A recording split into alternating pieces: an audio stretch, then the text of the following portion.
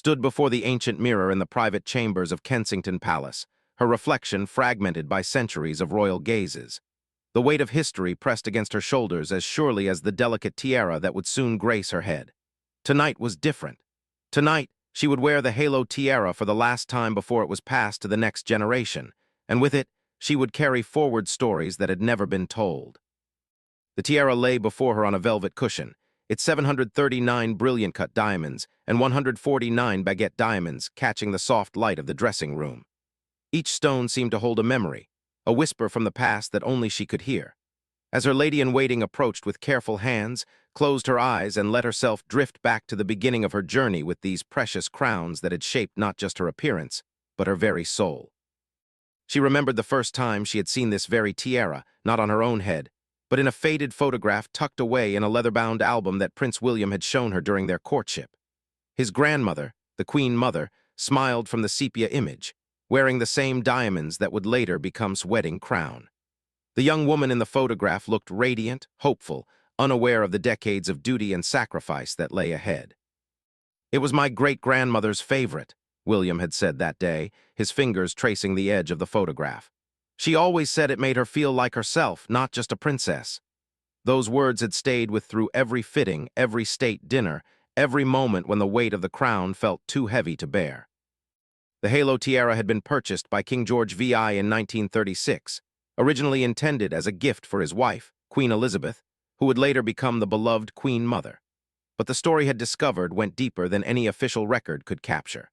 Through hushed conversations with elderly palace staff and handwritten letters found in forgotten drawers, she had learned that this tiara represented something profound. It was a symbol of love persisting through the darkest of times. The Queen Mother had worn it on the night before the coronation of her husband, when the weight of unexpected kingship threatened to crush their family. She had stood, much as stood now, looking at her reflection and wondering if she was strong enough for what lay ahead. The tiara had given her courage then, and now it passed that same strength too. As the diamonds settled against her temples, felt the familiar transformation begin. She was no longer simply Kate from Berkshire, the girl who had dreamed of ordinary things like teaching children and living quietly in the countryside. She was the Princess of Wales, keeper of traditions that stretched back centuries, guardian of stories that the world desperately needed to hear. The first public event where she had worn the halo had been her wedding day in 2011. The whole world watched as she walked down the aisle of Westminster Abbey, but what they couldn't see was the conversation she had with the tiara the night before. Alone in her room at the Goring Hotel, she had held the precious crown in her hands and made a promise, not just to William, not just to the crown, but to every woman who had worn these diamonds before her. "I promise to honor your stories," she had whispered to the silent jewels. "I promise to remember that these aren't just pretty things, but symbols of the women who came before me, who faced their fears and found their courage." The wedding day itself had been a blur of cameras and crowds, but remembered the moment when the tiara had almost slipped during the carriage ride back to Palace. William had reached over discreetly to steady it, and in that gesture she had seen a glimpse of their future, him always there to support her when the weight became too much, and her learning to balance the crown with grace and dignity. But it was the months that followed the wedding that truly taught what it meant to wear these royal jewels. Each tiara came with its own personality, its own demands, its own lessons. The lotus flower tiara, which she would later fall in love with, taught her about resilience, how something beautiful could emerge from the muddiest waters.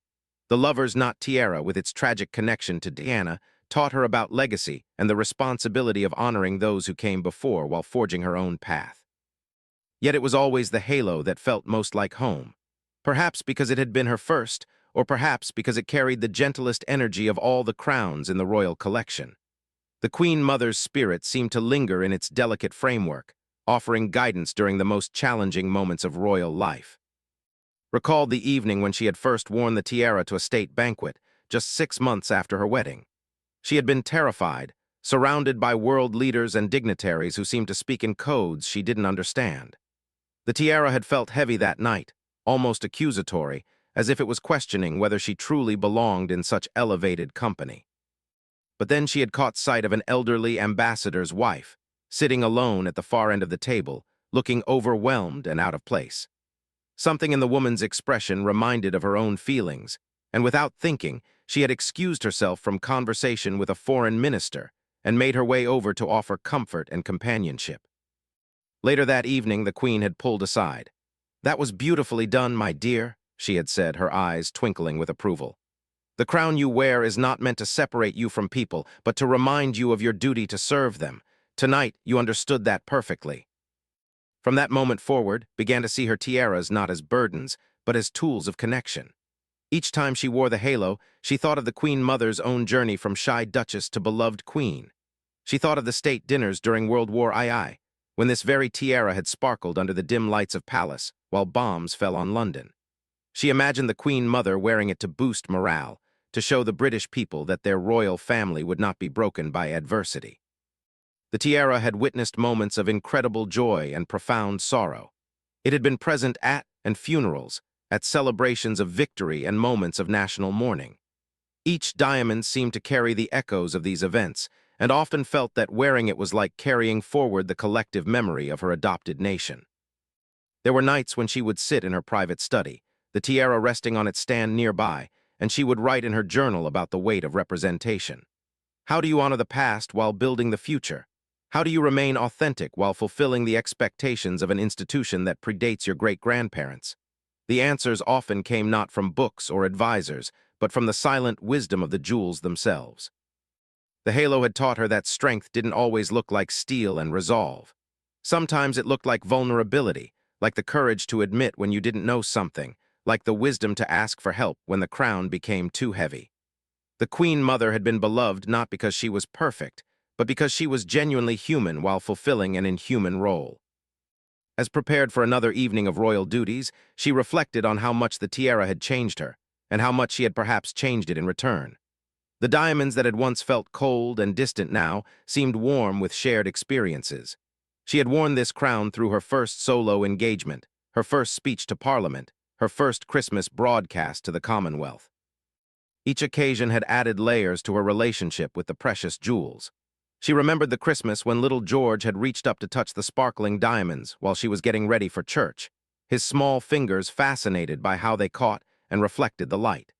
In that moment, she had realized that these tiaras would someday be part of his story too, part of the legacy she was helping to shape for future generations. The thought both thrilled and terrified her. What kind of world would her children inherit? What stories would these diamonds carry forward when she was gone? Would future princesses look at photographs of her wearing this tiara and wonder what she had been thinking, what fears and dreams had occupied her mind during these glittering moments?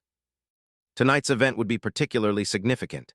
It was the first state dinner since the Queen's passing, and would be wearing the halo as a tribute to both the Queen and the Queen Mother, the two women who had most shaped her understanding of what it meant to serve while wearing a crown.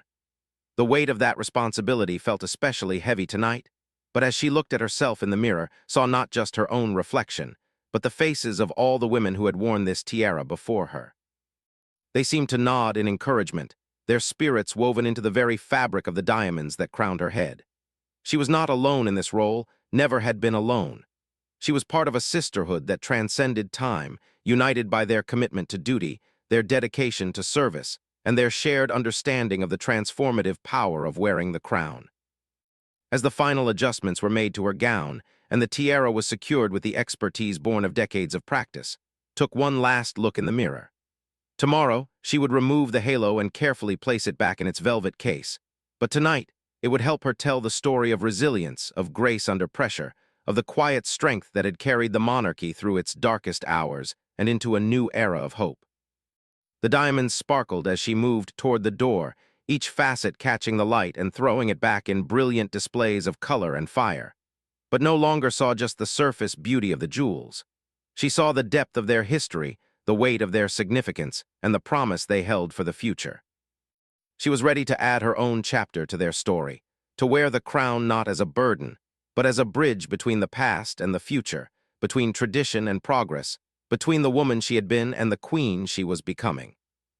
The morning after the state dinner, woke to find herself changed in ways she couldn't immediately name. The halo had been carefully returned to its secure home within the Tower of London's collection, but its influence lingered like perfume in the air around her. She had crossed some invisible threshold the night before, and now she felt ready to explore the deeper mysteries hidden within the royal tiara collection. It was during her private breakfast with William that she first mentioned her growing fascination with the stories behind each crown. "They're not just jewelry," she said, setting down her teacup with unusual intensity. "Each one carries the soul of the woman who wore it most. I can feel them communicating with me." William looked up from his newspaper, initially prepared to offer a gentle smile at what he might have dismissed as fanciful thinking from anyone else. But something in S's expression stopped him. Her eyes held a depth of understanding that he recognized the same look his grandmother had worn when she spoke of the crown jewels, as if she could see connections invisible to others. "Tell me about the lotus flower tiara," continued, her voice soft but determined. "I know the official history, but I want to know about the woman who made it sing." The lotus flower tiara had always been one of the most mysterious pieces in the collection. Created in the 1920s, its Art Deco design featured diamonds arranged in a pattern that resembled lotus blossoms rising from stylized leaves. The official records were frustratingly sparse. It had been commissioned by an unknown benefactor and had somehow made its way into the royal collection through a series of private sales and discreet acquisitions. What the records didn't reveal was the story that had begun to piece together through months of careful research and whispered conversations with the palace's oldest staff members. The tiara had originally belonged to Lady, a woman whose life had been touched by both extraordinary privilege and devastating loss. Had been one of the bright young things of the 1920s, beautiful and vivacious, engaged to marry a duke's heir who seemed destined for greatness. But the Spanish flu pandemic had torn through Europe with ruthless efficiency and had watched helplessly as her succumbed to the disease just weeks before their planned wedding. Rather than retreat into mourning as society expected, had thrown herself into humanitarian work, using her considerable wealth to help families devastated by the pandemic. She had commissioned the lotus flower tiara as a symbol of her personal philosophy, that beauty and purpose could rise from even the muddiest, most difficult circumstances. Had discovered S's diary in the archives of a charity that the young woman had founded, and the entries revealed a soul of extraordinary depth and resilience. "Today I wore my lotus crown to the opening of the Children's Hospital," had written in 1925. "The diamonds caught the light streaming through the windows, and for a moment I felt Frederick's presence beside me. He would have loved to see what we've built from the ashes of our dreams." The tiara had remained in S's family until 1952, when her nephew, facing enormous death duties, had quietly sold it to an intermediary who eventually offered it to the royal collection. By then, herself had passed away, but her legacy lived on in the institutions she had built and the lives she had touched. When first tried on the lotus flower tiara for a private viewing, she immediately understood why it had called to her. The weight distribution was perfect, but more than that, the crown seemed to radiate a sense of purposeful beauty that matched her own evolving understanding of royal duty. She had worn it for the first time in public during a gala for a children's mental health charity, and the choice had been deeply intentional. As she moved through the crowd that evening, speaking with young people who had overcome tremendous challenges, felt spirit guiding her conversations, lending her the right words to offer comfort and inspiration. "Your Royal Highness," a teenage girl had whispered during the receiving line, "you make that crown look like it belongs to you," had smiled and leaned closer to respond, "I think perhaps it's the crown that's making me belong to it." That night marked the beginning of S's deeper relationship with the royal jewelry collection. She began to see each piece not as an accessory to be worn for its beauty, but as a tool for connection, a bridge between her private self and her public role. The lotus flower tiara became her favorite for events focused on resilience and recovery. She wore it to hospital openings, to galas supporting mental health initiatives, to ceremonies honoring everyday heroes who had overcome adversity. Each time, she felt S's presence lending strength to her words and purpose to her actions. But it was during a particularly challenging period in her own life that truly understood the transformative power of wearing S's crown. The press had been especially critical following a minor protocol error at a diplomatic reception, and found herself questioning whether she would ever truly master the impossible balance between being herself and fulfilling her royal role. She had retreated to her private study that evening, still wearing the lotus flower tiara from the children's charity event she had attended earlier. As she sat in the gathering darkness, too drained to turn on the lights, the diamonds continued to catch and reflect the last rays of sunlight filtering through the windows. In that moment of quiet desperation, felt a presence in the room that she couldn't rationally explain. It was as if it stepped through time to sit beside her, offering the wisdom that could only come from someone who had faced her own moments of profound doubt and emerged stronger. "The lotus grows most beautiful in the darkest water," whispered to herself, remembering a line from S diary. "And the crown finds its true purpose not in perfect moments, but in the times when wearing it requires the most courage." From that evening forward, his relationship with all the royal tiaras deepened beyond mere aesthetic appreciation. She began to research each piece not just for its gemological significance, but for the human stories embedded in their creation and history. The rose tiara, which had belonged to the Queen Mother's family, taught her about the importance of never forgetting one's roots. The delicate rose design, created in the early 20th century, represented the Scottish heritage that the Queen Mother had carried with her throughout her royal life. When wore it to events in Scotland, she felt connected not just to the land, but to the idea that authenticity and duty could coexist.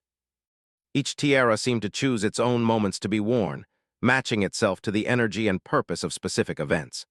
The papyrus tiara, with its Egyptian-inspired motifs, felt right for cultural exchanges and diplomatic receptions with Middle Eastern dignitaries. The delicate pieces seemed to prefer intimate gatherings where personal connection mattered more than grand display.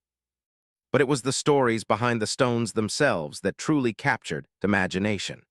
She learned that many of the diamonds in the royal collection had been gifts from the far reaches of the empire, each one carrying the hopes and loyalties of people who had never seen the palaces where their treasures would eventually reside.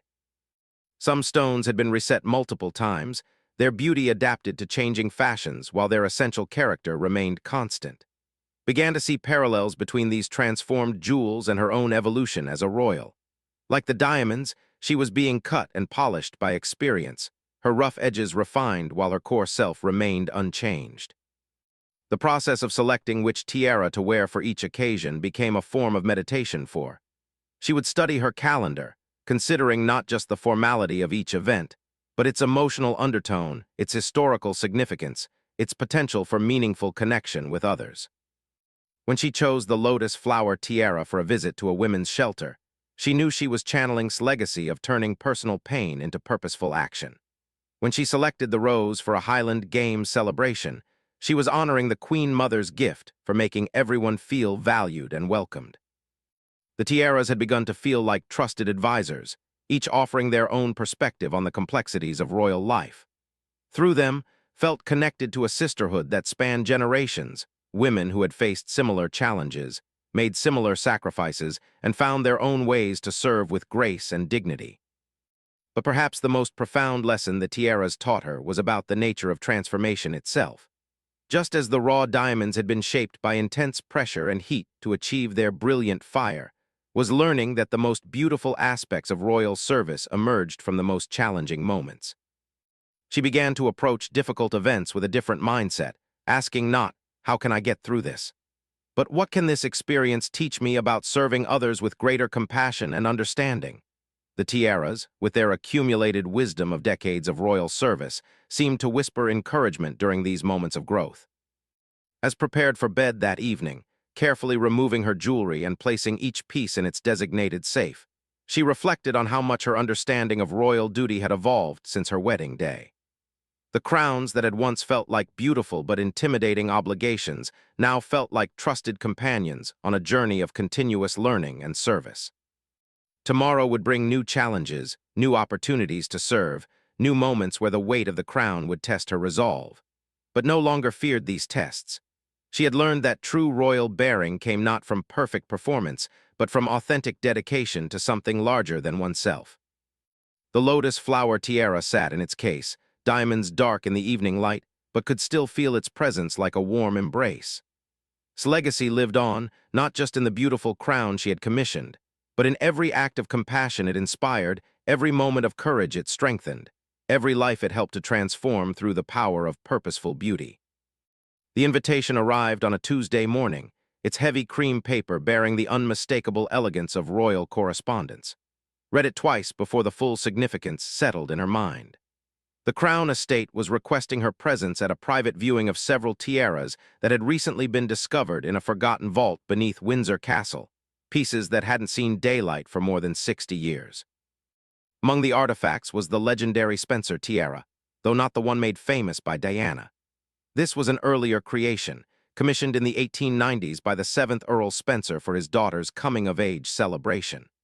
The family records had been lost in a fire decades earlier, and the tiara had been presumed destroyed until construction work at Windsor had revealed a hidden chamber filled with carefully preserved royal treasures. As made her way to the private viewing room deep within Windsor's ancient walls, she felt a familiar flutter of anticipation mixed with reverence. Each encounter with a new piece from the royal collection had taught her something profound about the women who had worn these crowns before her, and she sensed that today would be particularly significant. The Spencer tiara lay on a velvet cushion under soft lighting, its design more delicate than its famous successor, but no less breathtaking.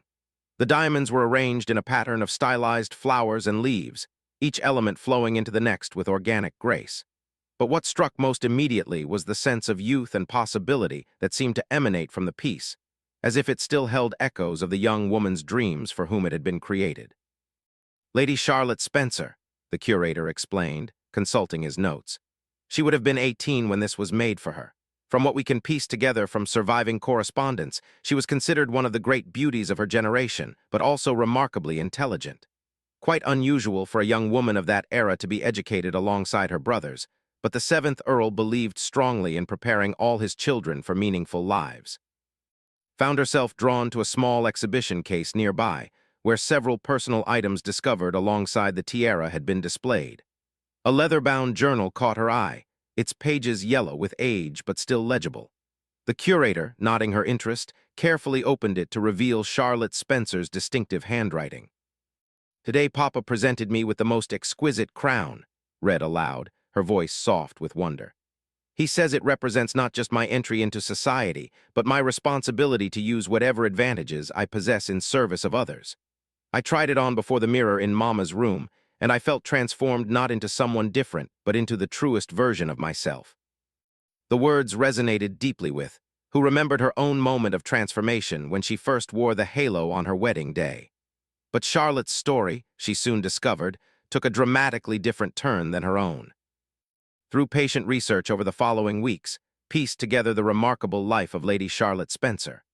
Rather than following the expected path of marriage to suitable nobility, Charlotte had shocked society by dedicating her life to education reform and women's rights. She had used her family's influence and her own considerable intellect to establish schools for working-class girls throughout England, always insisting that education was the most powerful tool for transforming lives. The tiara had been her constant companion through these endeavors. Photographs from the period showed Charlotte wearing it at fundraising galas, political gatherings, and even at the opening ceremonies of her schools. In each image, the crown seemed to amplify not just her natural beauty, but her fierce determination to create meaningful change in the world. What made Charlotte's story particularly poignant was its tragic ending. She had never married, having chosen her mission over personal romance, and when she died in 1924 at the age of 52, she had no direct heirs to inherit her legacy. Her beloved tiara and other personal effects had been quietly added to the royal collection, where they had waited in darkness for nearly a century to tell their story once again. Felt a profound connection to Charlotte's vision of using privilege for purpose. When she finally had the opportunity to wear the Spencer tiara for the first time, at a gala supporting educational initiatives for disadvantaged youth, she felt Charlotte's presence as strongly as if the Victorian reformer had been standing beside her. The evening proved to be one of the most meaningful of her royal career. Speaking to a room filled with educators, philanthropists, and young people who had overcome significant obstacles to achieve academic success, she felt the tiara lending weight to her words and authority to her message. "Education has always been the great equalizer," told the assembled crowd, and as she spoke, she felt Charlotte Spencer nodding in approval from across the decades. "It doesn't matter where you come from or what circumstances you face, knowledge is the one treasure that can never be taken from you, and it grows more valuable the more generously you share it." But it was during a private moment later that evening that experienced the most profound connection to Charlotte's legacy. A young woman approached her during the reception, tears in her eyes as she explained how the scholarship program championed had allowed her to become the first in her family to attend university. "I want to be a teacher," the girl said simply. "I want to go back to my community and help other kids like me believe that education can change everything." Felt the Spencer tiara suddenly grow warm against her temples, as if Charlotte's spirit was celebrating this moment of her mission continuing through new generations. The crown had found its purpose once again, connecting past dreams to present possibilities. This experience with Charlotte Spencer's tiara opened eyes to the broader ecosystem of stories within the royal jewelry collection. She began to understand that each piece represented not just the woman who had worn it, but the countless lives that woman had touched, the causes she had championed, the changes she had helped to create in the world. The pearl drop tiara, which had belonged to Queen Mary's grandmother, carried stories of diplomatic triumph and international peace negotiations. The delicate pearls had witnessed conversations that helped prevent conflicts and forge alliances that lasted for generations. When wore it to diplomatic receptions, she felt the weight of that legacy encouraging her to seek common ground and build bridges between different perspectives. The aquamarine tiara, with its ethereal blue stones reminiscent of ocean waves, had been favored by Princess Marina of Greece, who had brought a sense of international glamour to the British royal family in the 1930s. Marina had used her multilingual abilities and cosmopolitan background to strengthen Britain's relationships with European allies during increasingly turbulent times. Discovered that Marina had often worn the aquamarine stones to events where cultural exchange was the primary goal. The princess had believed deeply in the power of art, music, and literature to transcend political boundaries, and she had used royal patronage to support artists and writers who might otherwise have been silenced by rising authoritarianism. When wore the aquamarine tiara to a celebration of Commonwealth arts, she felt Marina's passion for creative expression flowing through her interactions with the assembled artists, writers, and performers. The tiara seemed to enhance her ability to connect with people from vastly different backgrounds, finding common threads in their shared dedication to beauty and truth. Each tiara, realized, was like a tuning fork that resonated with specific frequencies of purpose and meaning. The geometric patterns of the Art Deco pieces connected her to an era of innovation and social change, when women were redefining their roles and pushing boundaries in every field. The more traditional Victorian designs reminded her of the importance of honoring established wisdom while working for gradual, sustainable progress. The discovery of Charlotte Spencer's tiara had also inspired to look more deeply into the stories of women whose contributions had been overshadowed by more famous figures. She learned about Lady Campbell, whose tiara had been melted down during World War II to support the war effort, but whose legacy lived on in the veterans' support network she had established. She read about Princess Helena Victoria, whose modest coronet had accompanied her on countless visits to hospitals and orphanages, where her gentle presence had brought comfort to thousands of suffering children. These women had understood something that was now learning herself, that the true power of wearing a crown came not from the status it conveyed, but from the responsibility it represented. Each diamond had been formed under intense pressure deep within the earth, and each tiara had been forged through the intense pressure of serving others with grace, dignity, and unwavering commitment.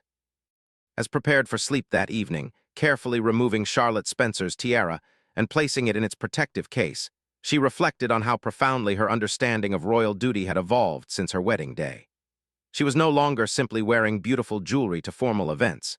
She was carrying forward the accumulated wisdom and dedication of generations of women who had used their positions to make the world a little brighter, a little more just, a little more hopeful.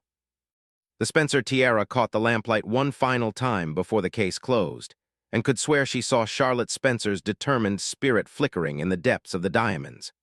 Tomorrow would bring new opportunities to serve, new chances to honor the legacy of purposeful beauty that these crowns represented. The weight of responsibility no longer felt burdensome too.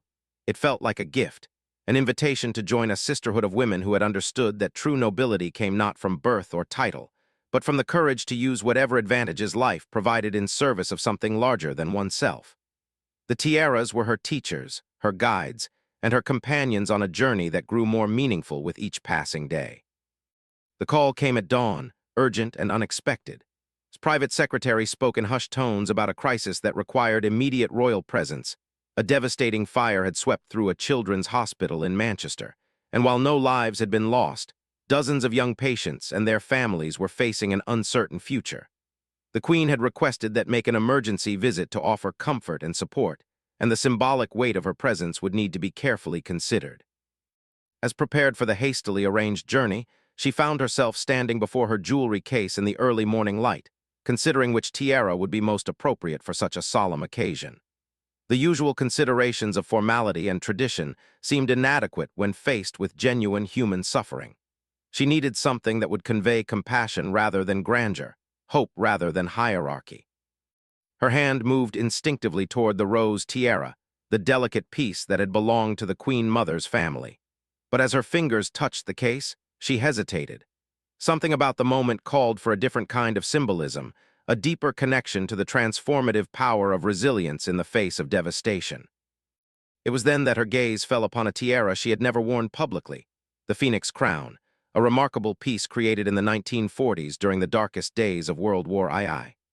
The tiara had been commissioned by Queen Elizabeth, the Queen Mother, using diamonds recovered from jewelry damaged during the Blitz bombing of Palace. The design incorporated phoenix motifs rising from stylized flames, each bird crafted from diamonds that had literally been forged in fire. Had only learned of the Phoenix Crown's existence a few months earlier, during her ongoing research into the hidden stories of the royal collection. The tiara had been created in secret, intended as a symbol of Britain's determination to rise from the ashes of war. But the Queen Mother had worn it only once, to a private ceremony honoring the civilian heroes of the London Blitz, before deciding that its symbolism was too powerful for casual royal appearances. For decades, the Phoenix Crown had remained in its case, waiting for a moment worthy of its profound meaning. As held it now, feeling the weight of history and hope in its diamond framework, she knew that moment had finally arrived.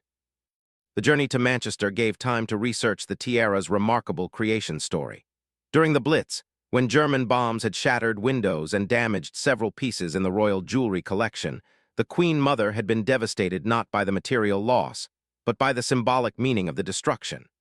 These weren't just pretty ornaments. They were repositories of national memory, connections to generations of royal service and sacrifice. Rather than simply mourning the damaged pieces, the Queen Mother had commissioned the court jeweler to create something entirely new from the recovered diamonds. "Beauty can emerge from devastation," she had written in her private diary. "If our people can rebuild their lives from the rubble of their homes, surely we can create something meaningful from the fragments of our treasures." The jeweler had worked for months on the design, incorporating not just the recovered royal diamonds, but also smaller stones donated by ordinary British families whose own heirloom jewelry had been damaged in air raids. Each phoenix in the tiara's design represented a different aspect of the British spirit: courage, compassion, determination, and hope. The flames from which they rose were crafted from diamonds that had quite literally been touched by fire. When the tiara was completed, the Queen Mother had worn it to a secret ceremony in the underground shelter beneath Palace, where she met with representatives of London's bombing victims' rescue workers, volunteer nurses, ordinary citizens who had shown extraordinary courage during the worst nights of the war. The Phoenix Crown had blessed each of them, acknowledging their role in the nation's resurrection from its darkest hour. Now, as Carr approached the hospital in Manchester, she felt the weight of that legacy resting on her head. The Phoenix Crown seemed to pulse with accumulated energy, all those decades of stored symbolism finally finding their proper outlet. She understood that she wasn't just visiting sick children and their families. She was carrying forward a tradition of royal presence during times of crisis, offering not just comfort, but the promise that even the worst devastation could become the foundation for something beautiful and new. The scene at the hospital was heartbreaking and inspiring in equal measure. Children who had lost everything except their fighting spirit were already making plans for rebuilding their ward. Nurses who had worked through the night to evacuate patients were still on duty, refusing to leave until every child was settled in temporary accommodations. Parents were comforting other parents, creating an instant community of mutual support among strangers bound together by shared crisis. Moved through the crowd with careful grace, the Phoenix Crown catching the fluorescent lights of the temporary medical facility and throwing tiny rainbows across the walls. But what struck her most powerfully was how the tiara seemed to help her find exactly the right words for each person she met. To a young boy who had lost his collection of toy cars in the fire, she said, "Sometimes when we lose the things we love, It makes room for even better things to come into our lives. The phoenix crown seemed to lend authority to her words, transforming a simple platitude into a promise backed by centuries of royal faith in the resilience of the human spirit. To a mother who was struggling to hold back tears as she explained how her daughter's medical equipment had been destroyed, offered not just sympathy but a concrete commitment to ensuring that every child's needs would be met. "We will rebuild," she said, and the phoenix diamonds seemed to catch fire with determination. "And when we do, it will be stronger and better than what was lost." But it was during a quiet moment with an elderly volunteer coordinator that experienced the most profound connection to the phoenix crown's deeper meaning. The woman, who had been organizing relief efforts since the fire started, looked exhausted but refused to rest. "I lived through the Blitz as a child," the woman explained. "I remember how people came together then, how we found strength we didn't know we had. This fire reminds me that the same spirit still exists, we just need something to call it forth." Felt the phoenix crown grow warm against her temples as she realized the truth of those words. The tiara hadn't just been created to commemorate past resilience. It had been designed to invoke that same strength in future generations facing their own moments of crisis. As the day progressed, watch the phoenix crown work its subtle magic on everyone she encountered. Medical staff who had been running on adrenaline and determination found renewed energy for their work. Children who had been frightened and displaced began to show flickers of their natural optimism. Parents who had been overwhelmed by the magnitude of their losses started making practical plans for moving forward. The tiara seemed to serve as a catalyst for hope, its phoenix symbolism resonating on a level deeper than conscious thought. People began sharing stories of their own experiences with loss and recovery, creating an impromptu oral history of human resilience. Realized she was witnessing the same phenomenon that had occurred during the Blitz. Ordinary people discovering extraordinary strength when united by common purpose.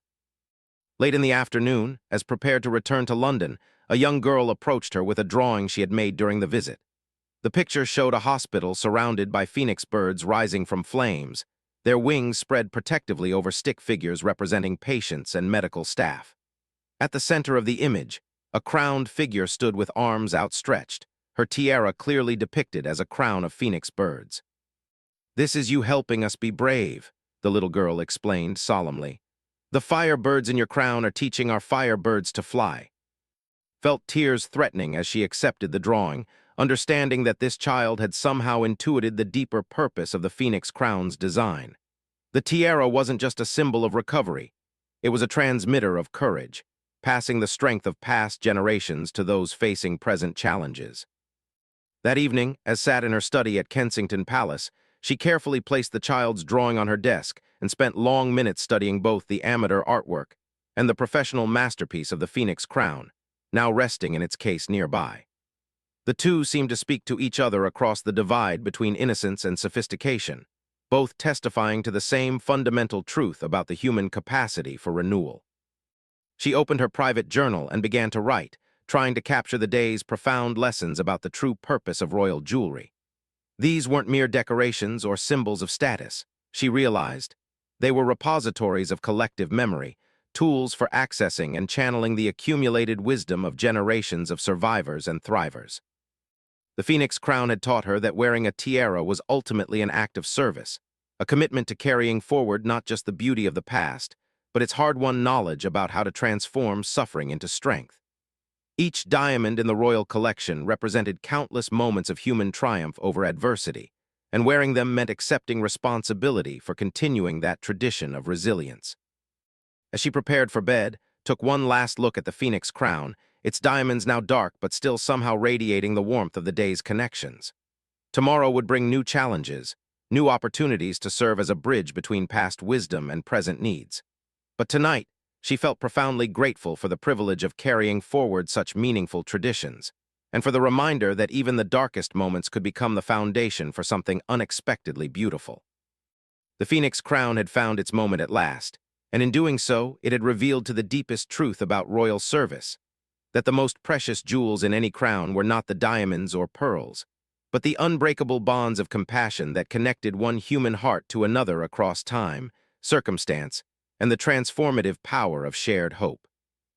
Years had passed since first began her journey into the hidden stories of the royal tiaras, and now she stood in the same mirrored chamber where her transformation had begun, but everything had changed.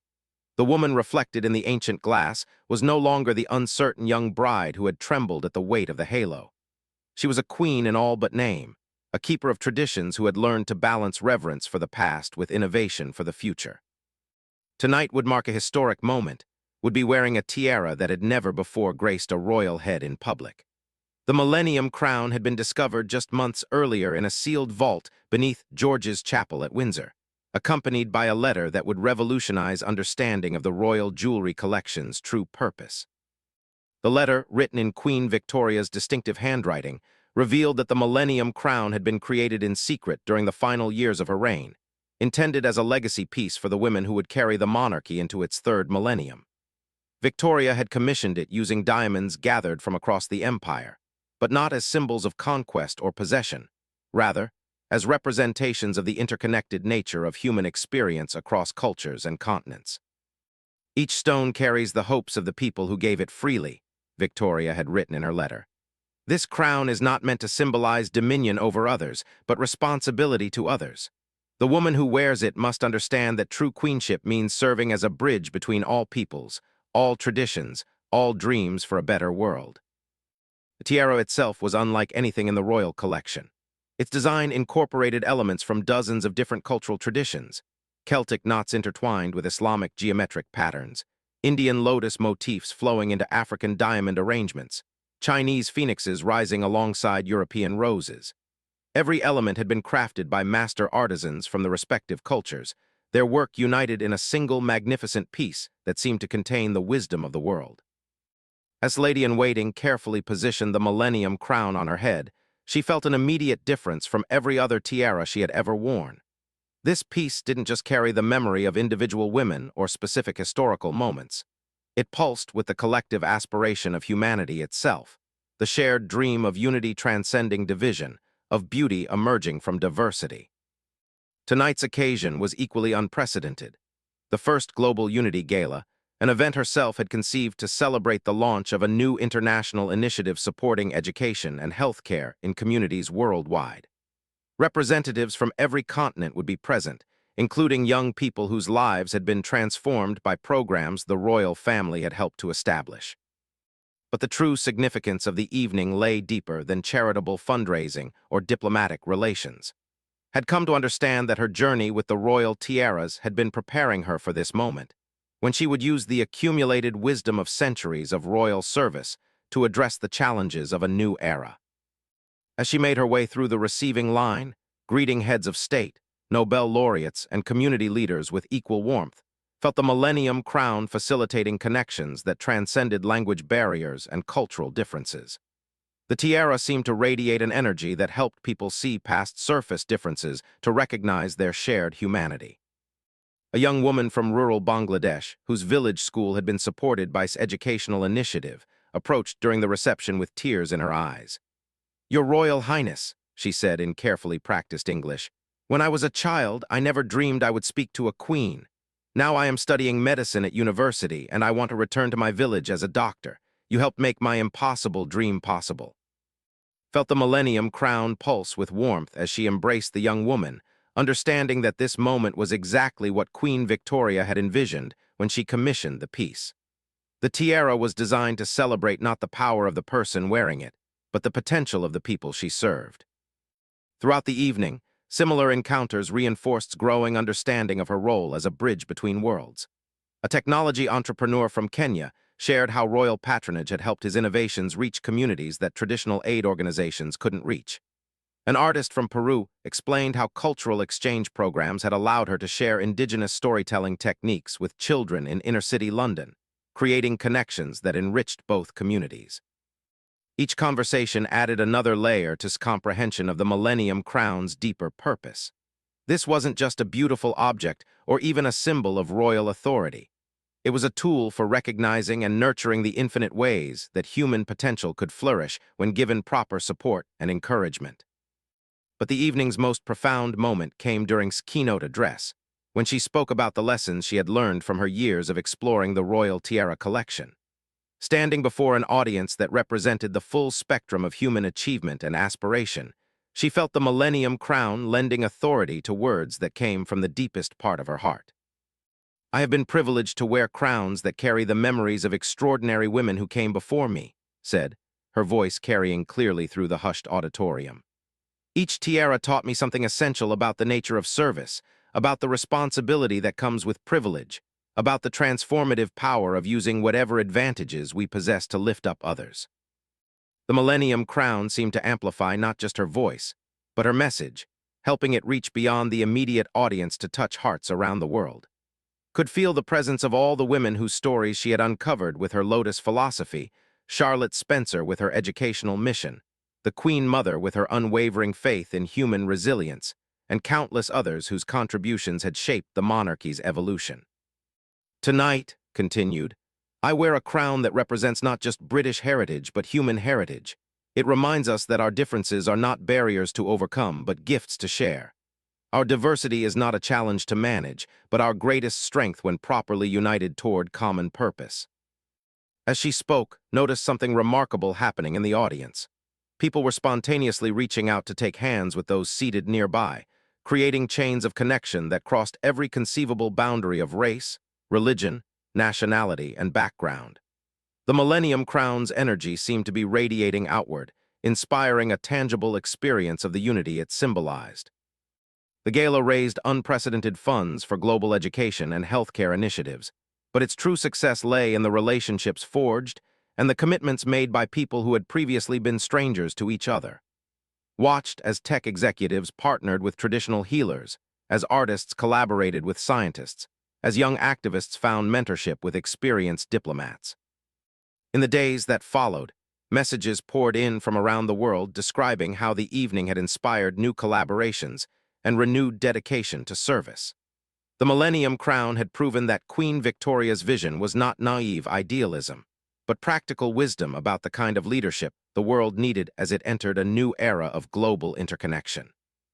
Began wearing the Millennium Crown to events focused on international cooperation and cultural exchange, each occasion reinforcing her understanding of its unique power to dissolve barriers and create unexpected connections. The tiara seemed to help her see beyond the immediate moment to envision the long-term impact of present actions on future generations. But perhaps the most significant change was in Sone's sense of identity and purpose. She no longer felt like someone wearing borrowed authority or performing inherited roles. The journey through the stories of the royal tiaras had revealed to her that she was part of an ongoing narrative of women who had discovered their own authentic power through service to others. The tiaras had been her teachers, but now she understood that she was becoming a teacher herself, showing a new generation how ancient symbols of hierarchy could be transformed into tools of empowerment and connection. Young people around the world were watching her example, learning that true nobility came not from title or birth, but from the courage to use whatever platform life provided to make the world more just, more beautiful, more hopeful. As prepared for sleep after another successful international event, carefully removing the Millennium Crown and placing it in its specially designed case, she reflected on the extraordinary journey that had brought her to this moment. She had begun as a young woman overwhelmed by the weight of tradition, uncertain whether she could live up to the expectations of royal service. Now she understood that those expectations had been transformed by her own authentic engagement with them. The tiaras had not demanded that she become someone else. They had helped her discover who she truly was beneath the surface roles and responsibilities. They had shown her that the most powerful crown of all was not made of diamonds and gold, but of genuine compassion, unwavering integrity, and the courage to keep serving even when the path forward was unclear. The Millennium Crown caught the moonlight streaming through her window one final time before its case closed, and felt a deep sense of peace settle over her. Tomorrow would bring new challenges, new opportunities to serve, new moments when the weight of the crown would test her resolve. But she was ready for whatever lay ahead, confident in the knowledge that she carried forward not just the beauty of the past, but its hard-won wisdom about the transformative power of love in action. The tiaras had whispered their secrets, and had learned to speak their language of service, sacrifice, and hope. Now it was her turn to ensure that these precious stories continued into the future, inspiring new generations of women to discover their own crowns of purpose and their own power to transform the world through the simple revolutionary act of caring deeply about the welfare of others.